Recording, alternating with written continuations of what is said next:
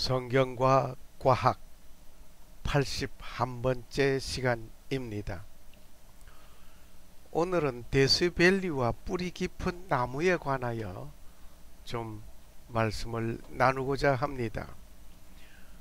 말씀은 시편 11장 1절을 택하였습니다. 미국 캘리포니아주의 국립공원 중에 데스밸리라고 하는 공원이 있습니다. 이 데스밸리에 있는 나무 메스키트라고 하는 나무 있습니다. 이 메스키트라는 이 나무는 사막에서도 그의 생장력을 과시하고 있습니다. 여기에 그림 보이는 바와 같습니다.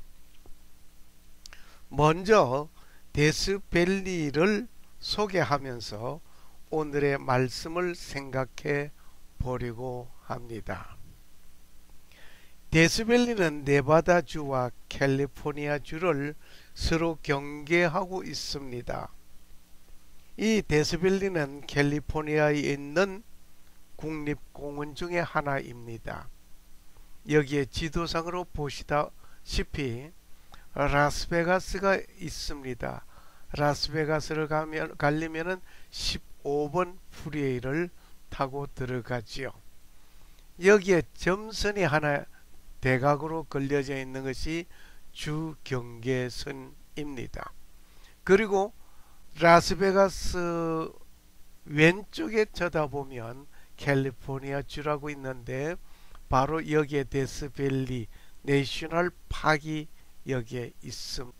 60번이든지 10번이든지 올라가다가 15번을 만나면 15번 노을스를 타고 바스토에서 쉬었다가 그리고 베이커에서 쉬었다가 그리고 데스밸리로 가는 길이 연결됩니다.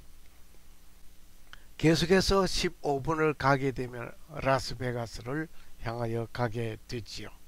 이 거대한 모래 언덕은 많은 사진 작가들이 들리는 곳이기도 합니다. 이 데스밸리의 그 모래 언덕은 정말 아침이고 저 하늘 시간이 다른 모습으로 작가들의 눈뿐 아니라 모든 시선자들의 눈을 사로잡고 있습니다.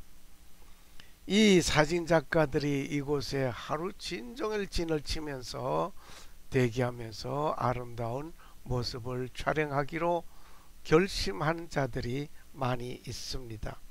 이곳에서는 해수면보다 85.5m가 낮은 곳이 있습니다. 그러니까 해수면보다 85.5m가 낮은 지역이라고 하니 알만하지요. 뿐만 아니라 이곳에서 높은 산을 또 볼 수 있기도 합니다. 그리고 단테스 뷰라고 하는 곳이 있습니다.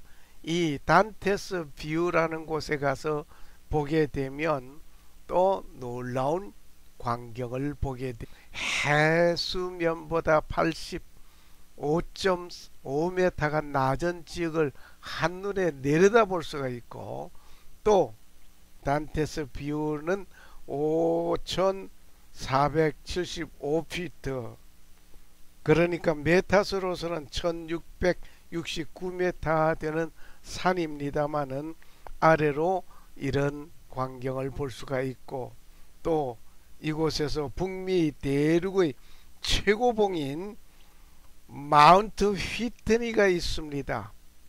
마운트 휘트니가 있는 이것을 여기서 볼 수가 있게 되는데 그 산의 높이는 해발 4,794피트입니다. 메타수로 4,118m 분산입니다. 만년설로서 산봉우리는 항상 눈 모자를 쓰고 있습니다. 백두산이 2750m입니다.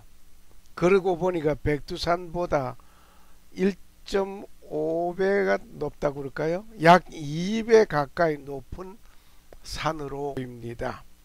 그리고 낮은 곳은 282피트, 메타수로서는 85.5m 되는 이곳이 이름이 배드워터 밭이라고 합니다. 배드워터, 소금밭이 펼쳐져 있는 이곳을 보게 됩니다.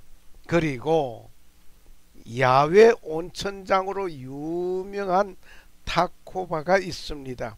타코바 핫스프링스 있는데 이곳에 가서 보면 역시 또한 놀라운 것은 각종 피부병 질환자들이 와서 치료받는 일들이 있다고 합니다.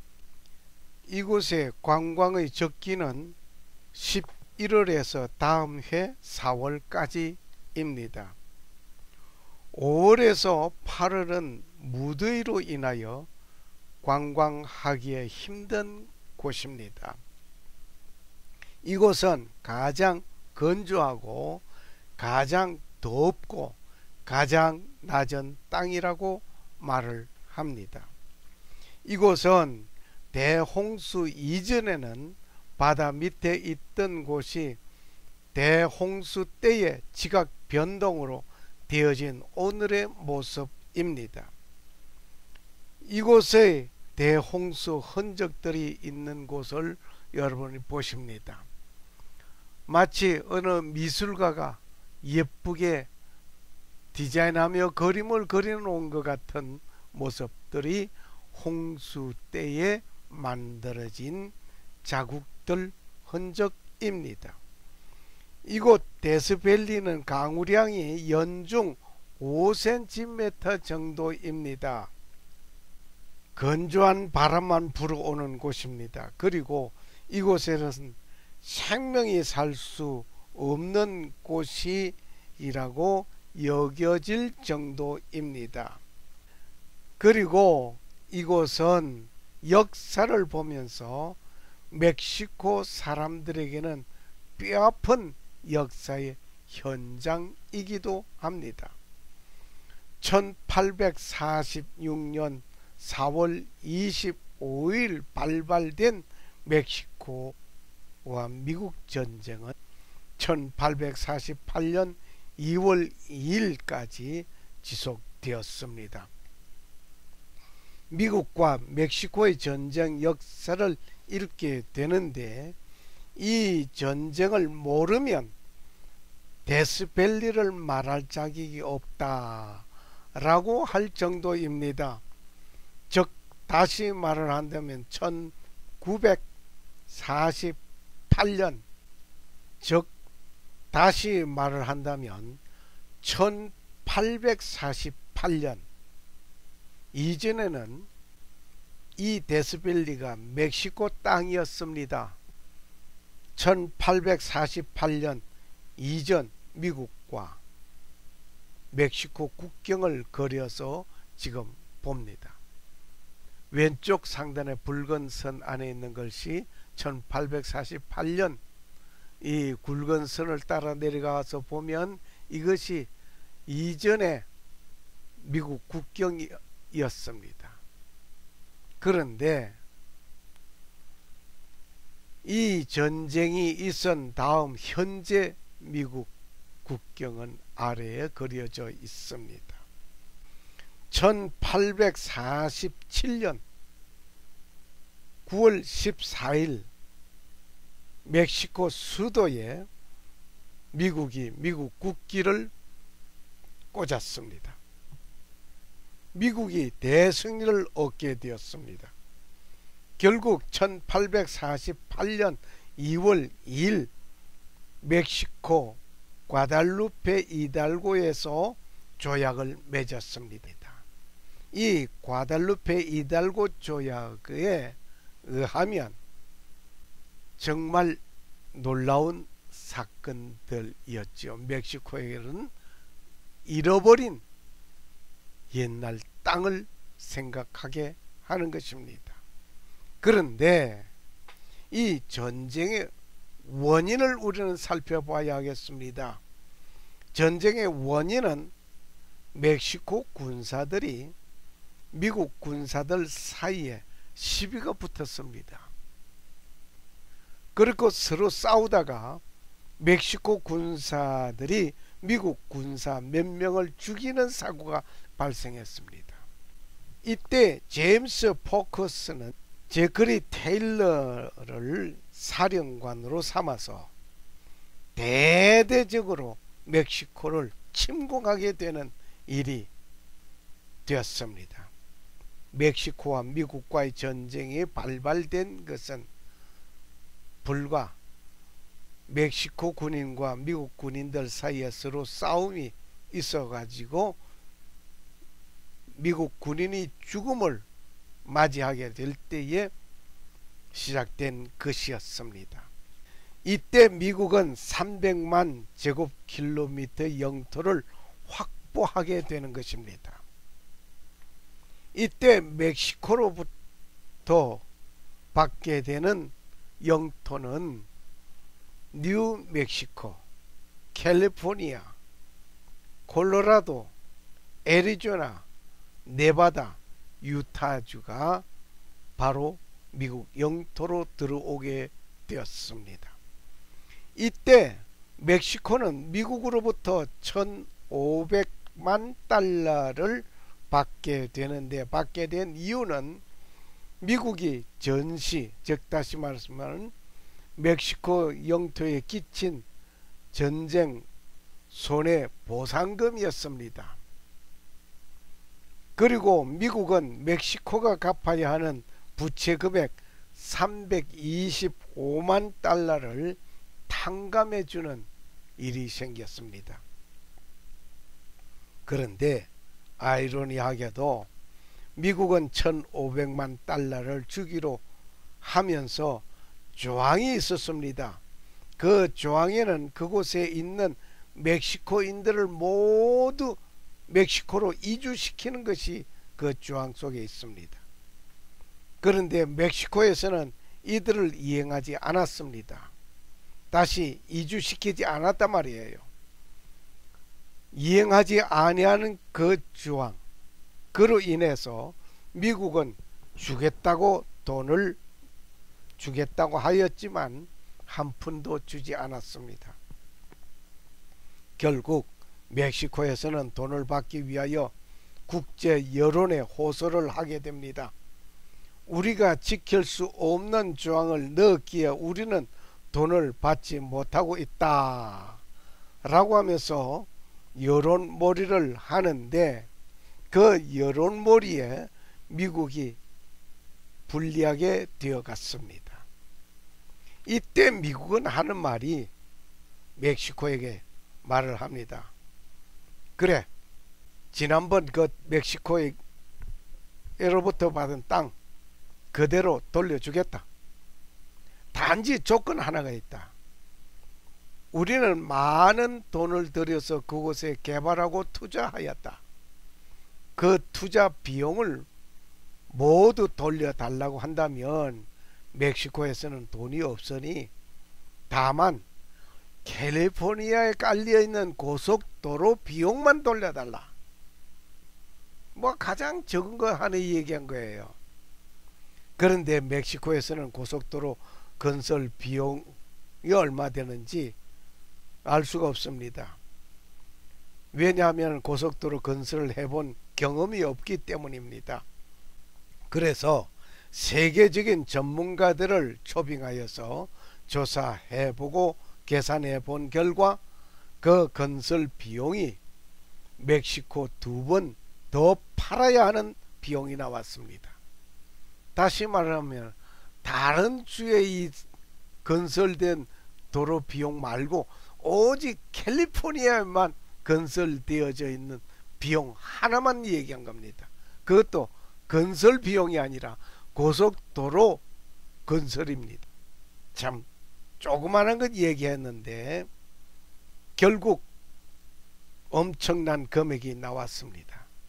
멕시코는 받기로 한 돈 단 1달러도 받지 못하고 손을 들고 말았습니다.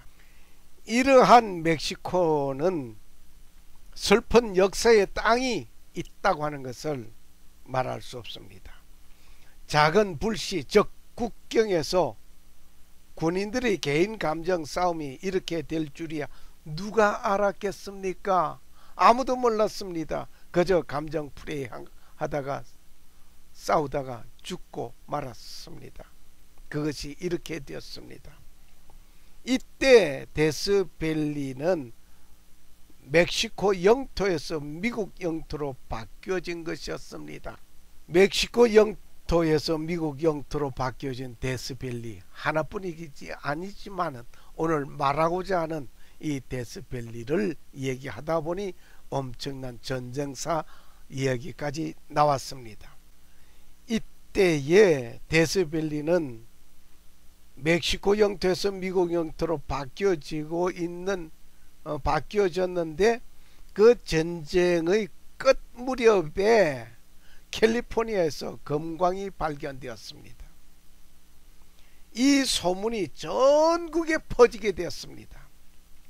1849년 이락 천금을 노리는 수천 명의 사람들이 캘리포니아를 향하여 찾아오는 대이동이 시작된 것이었습니다.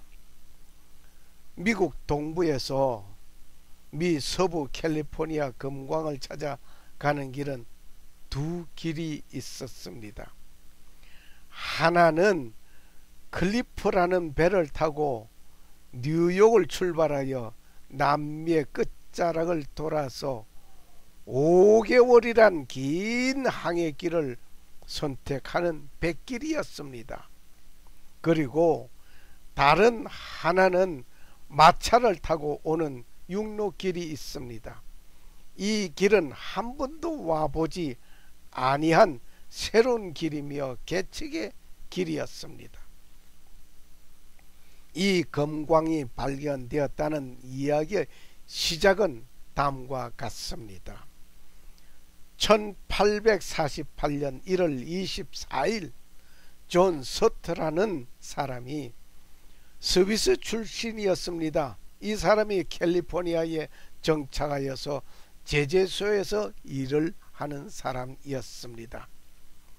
이 제임스 마샬 역사 공원에 복원되어져 있는 존 서트의 제재소 모습, 현재 모습입니다마는 그 당시의 것을 재현하여서 만들어 놓은 것입니다. 이 사람이 세크라멘토 계곡에서 노란색으로 반짝이는 작은 돌멩이를 발견했습니다. 지금 이 사진은 캘리포니아 골드러시를 시작하게 한 마샬의 최초 황금 발견지가 실제 그 장소의 사진으로 지금 보여지고 있습니다. 이것을 무심코 지나치지 아니하고 조사하고 보니 금이라는 것이었습니다.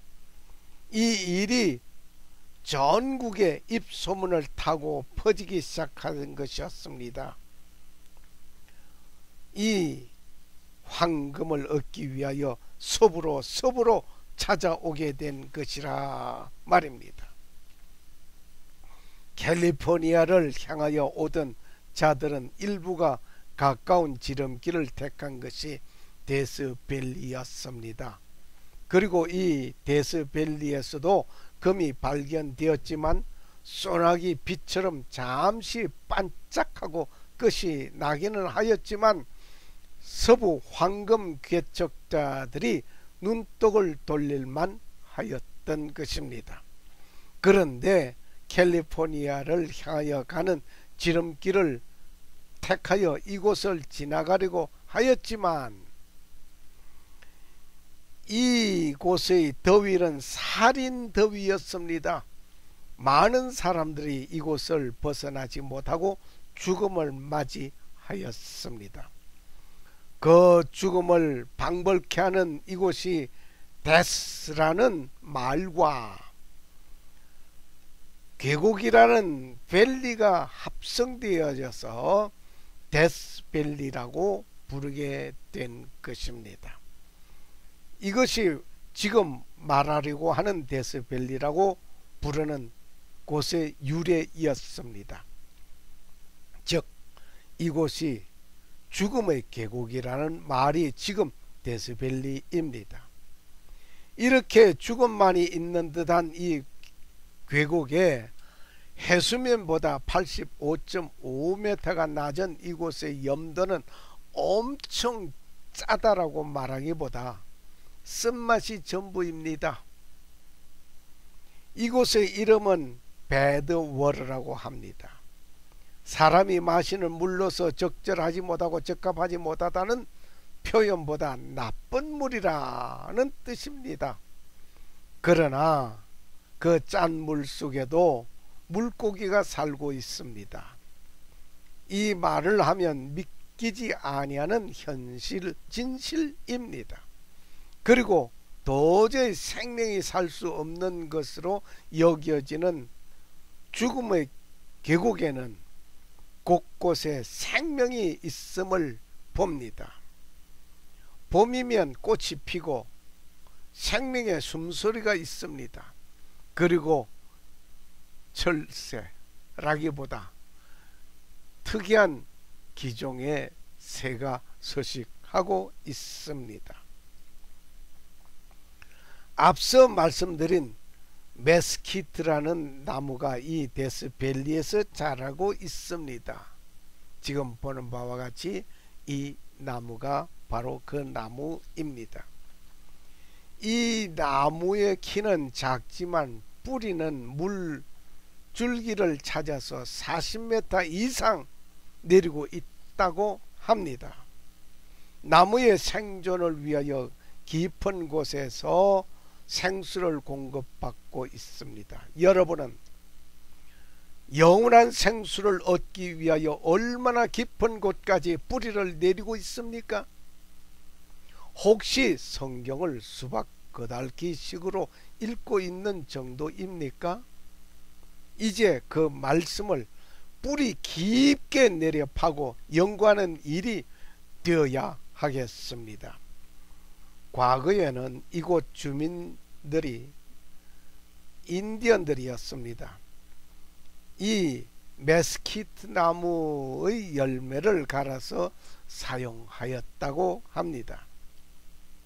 많은 사람들이 일확천금을 노리고 찾아드는 사람들이 49년생 존 서트 같이 되기를 바라면서 노리면서 캘리포니아를 향하여 가다가 지름길을 택한 길이 죽음을 맞이한 것 같이 물질 만능 속에 황금을 노리던 많은 사람들이 부를 향하여 달려가다가 부정과 부패로 인생을 망치는 일이 많습니다. 영원한 생명의 길을 잃고 영원한 지옥으로 죽음으로 향한 이들도 있습니다. 그 영원하고 완전한 황금 만능은 어디에 있습니까? 새 하늘과 새 땅에 예비되어 있는 그곳이 있습니다. 그곳을 향하여 가는 길에는 지름길이 없습니다. 오직 예수 그리스도 그 길뿐입니다. 내가 곧 길이요 진리요 생명이니 나로 통하지 않고는 아무도 아버지께 못 오느니라. 요한복음 14장 6절 말씀, 예수님께서 직접 말씀하셨습니다. 이 땅 위에는 영원한 것이 없습니다. 있다면 죽음이 있습니다. 반면에 영원한 생명을 얻기 위한 길이 있습니다. 그 길은 오직 예수 그리스도 뿐입니다. 그 길을 통하여 영원하고 완전한 황금 만능의 세계가 펼쳐져 있는 그곳을 향하여 가는 길이 있습니다. 그 길은 예수 그리스도를 믿는 일입니다. 데스밸리에서는 생수를 찾아 지하 40m 이상 내려간 메스키트 나무같이 영원한 생수를 찾아 뿌리를 내리는 하나님의 백성이 되기를 원합니다.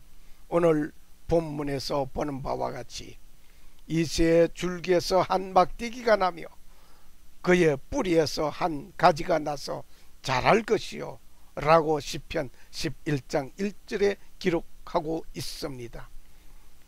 이새의 줄기에서 한 막대기가 나며 그의 뿌리에서 한 가지가 자랄 것이요, 시편 11장 1절 말씀입니다.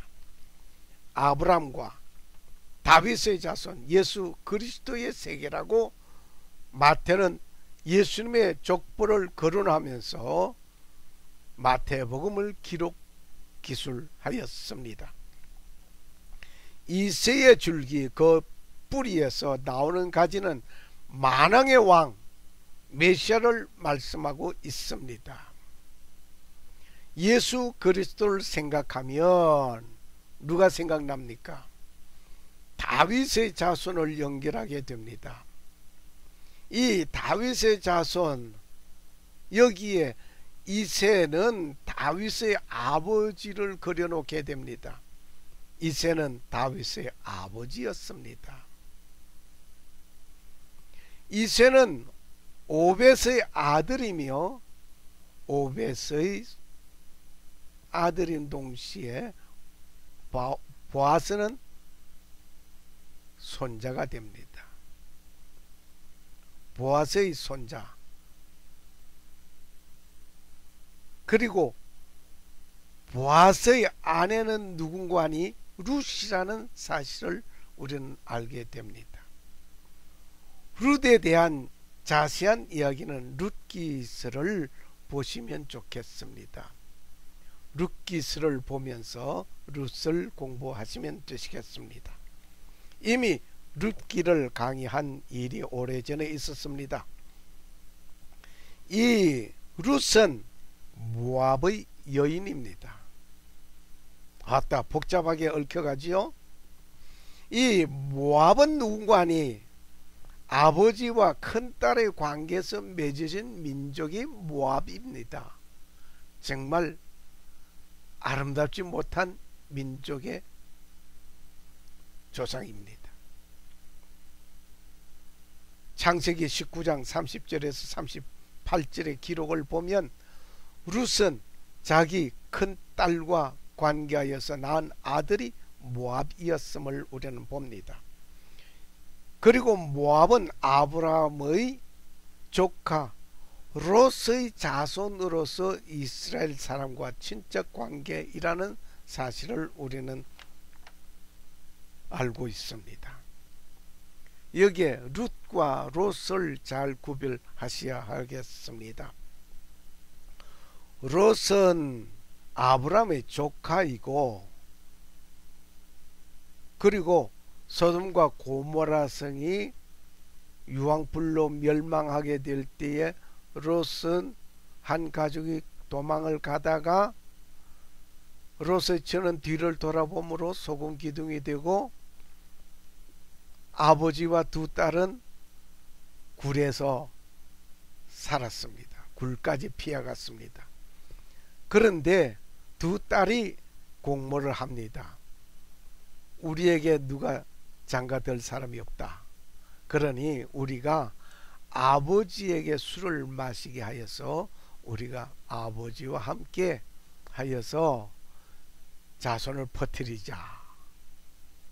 그래서 큰딸과 작은딸이 하룻밤씩 아버지와 함께 하게 되는 일을 가지게 됩니다. 그때 큰딸이 아버지에게 술을 마시게 하고 아버지와 관계를 함으로 인해서 낳은 아들이 모압이었습니다.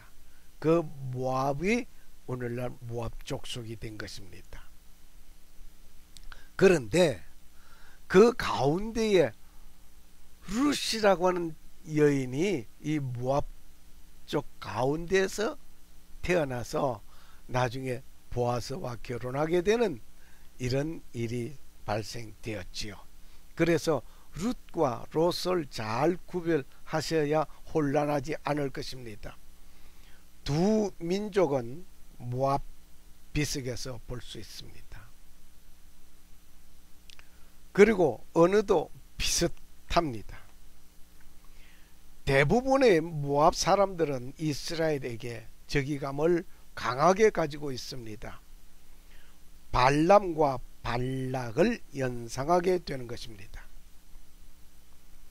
발락은 발람을 통하여서 이스라엘을 저주하게 하였습니다. 그런데 발람은 오히려 이스라엘을 저주하는 것이 아니라 계속해서 축복하였습니다.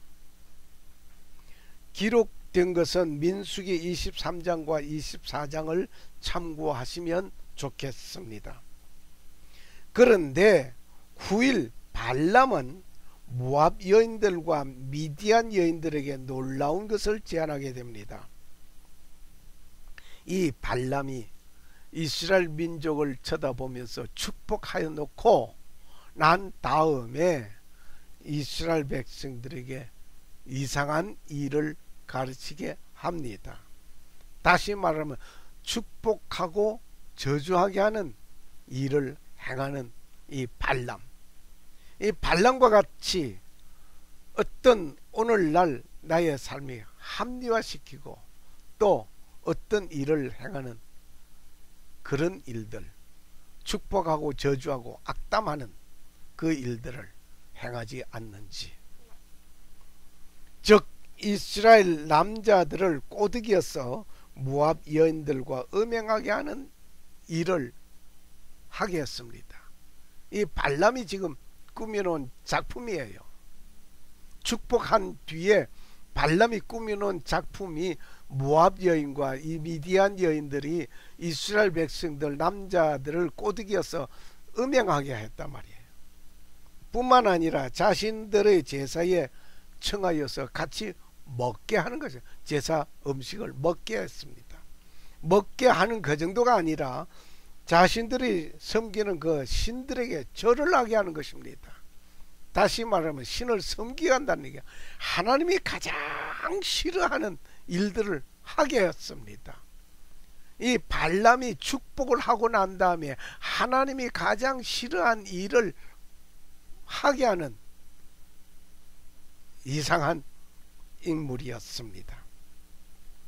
그 일로 인하여 하나님은 이스라엘에게 진노하는 일이 생겼습니다. 이때 연병으로 죽임을 당한 자가 24,000명이나 되었으니 엄청난 숫자가 이 일로 인해서 죽임을 당했습니다. 이 연병으로 죽어가는 순간 제사장 아론의 손자 엘르아살의 아들 비느하스가 미디안의 한 여인을 데리고 가는 것을 보고 따라가서 남자와 여자의 배를 꿰뚫어 죽이는 일이 발생했습니다. 이로 인해서 연병이 멈추는 사건이었죠. 모압 사람들은 이스라엘에게 빵과 물을 주지 아니하는 그런 사람이었습니다.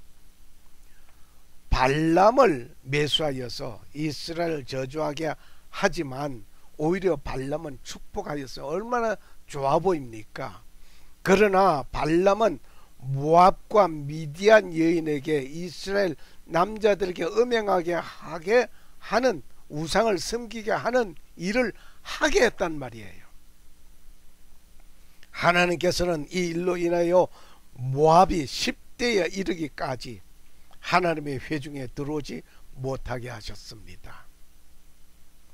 하나님께서 발람에게 책망하지 않아, 너 왜 그 모양으로 했느냐 하고 책망하지 않았습니다. 그 말을 듣고 행동한 이스라엘 백성들에게 진노하셨습니다. 오늘도 마찬가지입니다. 사탄이 어떤 일을 꾸며나가는 그 사탄의 농락에 넘어간 자들을, 하나님의 백성들을 진노하고 채찍하지, 너 왜 그랬냐 하고 사탄에게 책망하지 않습니다. 마지막에 책망할 것은 마지막에 있습니다. 요한계시록 2장 14절에서 17절에 보면 타협하는 버가모 교회를 보게 됩니다. 이 버가모 교회는 타협하는 자였습니다. 이 버가모 교회는 발람의 교리를 붙잡는 자들이 뇌게 있기 때문이로다. 발람은 발락을 가르쳐 이스라엘이 우상의 희생물을 먹게 하고 이스라엘이 음행하게 하는 일을 지적한 것입니다. 예, 버가모 교회.